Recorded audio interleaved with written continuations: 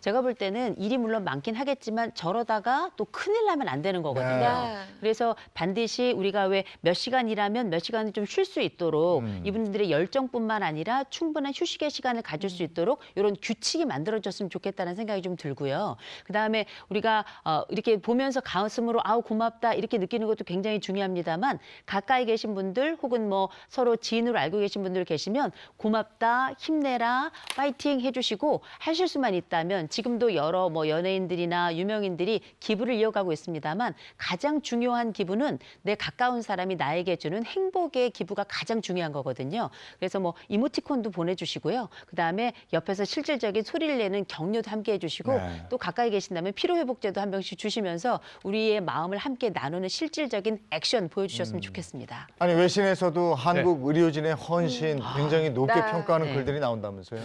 제가 이제 최근에 한 8개 외신이랑 인터뷰를 해보니까 네. 저게 사실은 제가 좀 검색을 해봤어요. 근데 이제 첫 번째로는 해외 언론사들이요. 각 SNS에 한국의 진단 능력 와우라고 표현해 준 게 뭐냐면요. 이게 기존 24시간을 기다려야 되는 건데요. 네. 이 유전자 중폭 검사법을 통해서 하루 6시간으로 줄였습니다.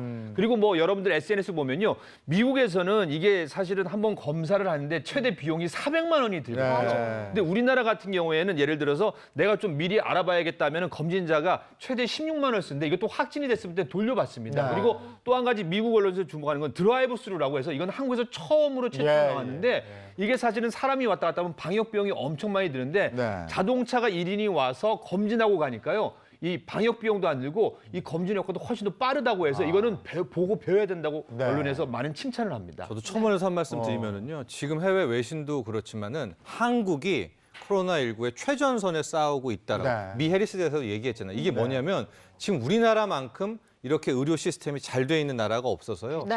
각국에서 의료진이 뭐 이런 시료라든가 이런 기록들이 있잖아요. 다른 나라 거 안 보고 한국 것만 본다. 모든 데이터는 예. 한국 것만 보겠다라는 게 이 어. 프로들의 지금 그렇군요. 반응들입니다. 예. 이런 부분은 네. 우리가 정말 네. 칭찬해야 될 부분 같습니다. 그리고 또 고생하는 의료진한테 손편지를 써서 또 훈훈한 미담이 있고 이렇더라고요. 네. 그 부산 해운대 보고서에 이거 보건소에 있었던 20대 한 학생이 썼던 이 학생은 이제 부산에 있었던 학생이 네. 이제 정말로 뜨거운 감동을 일으키고 있는데요.